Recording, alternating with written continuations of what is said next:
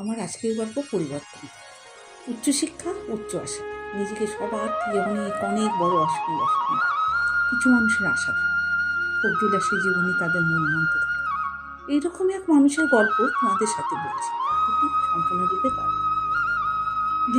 দিগন্ত তার কাজকে এমন পর্যায়ে নিয়ে গেল যেখানে তাকে ছোঁয়ার দূরত্ব বেড়ে গেল। সারাদিন কাজ, ব্যবসা ও নানা রকম কাজে কোনো কাজেই তার ব্যর্থতা নেই। কাজ শেষ করে রাত্রেবেলা বন্ধু বান্ধব নিয়ে দূরে লং ড্রাইভে চলে যাওয়া, কোনো দিন রেস্তোরাঁয় বসে আধা রাত কাটিয়ে তারপর বাড়ি ফেরা। স্ত্রী কন্যা জানতেও পারে না কখন সে বাড়ি ফিরল। এভাবে অনেকগুলো বছর কেটে গেল। একদিন স্ত্রী ও কন্যাকে নিয়ে বেড়াতে যাবেন ঠিক করলেন। কথা অনুযায়ী দিগন্ত তার পরিবারকে নিয়ে পাহাড়ি চা বাগানে বেড়াতে গেলেন।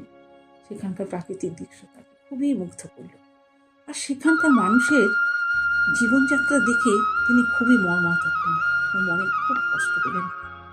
একবার ডিসেম্বর মাসে দিগন্ত পার্টিতে ব্যস্ত, সব বন্ধু বান্ধবীরা মিলে নাচ গান করছে। হঠাৎ সবাই কিছু বোঝার আগেই একটা জোরে আওয়াজ। দেখা গেল দিগন্ত মাটিতে লুটিয়ে পড়ে আছে। সবাই মিলে তাকে একটি বড় হসপিটালে ভর্তি করলেন। ডাক্তাররা তাকে আইসিইউতে রাখলেন। ডক্টররা জানালেন দিগন্ত কোমায় চলে গেছে। এইভাবে 15 দিন দিগন্ত চিকিৎসা চলতে থাকলো।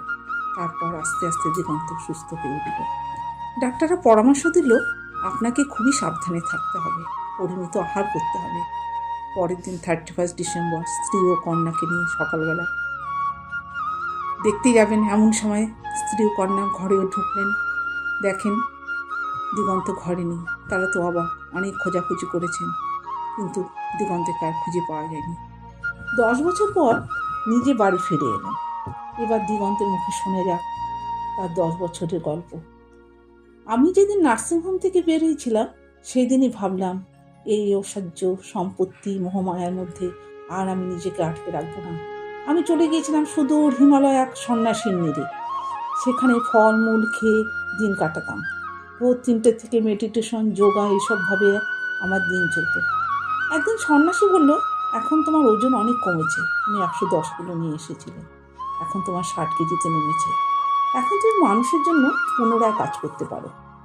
এখন তোমার এখানে থাকার সময় না, যাও মানুষের জন্য কিছু করো। সময় মতো এসো, তোমার দরজা খোলা থাকবে।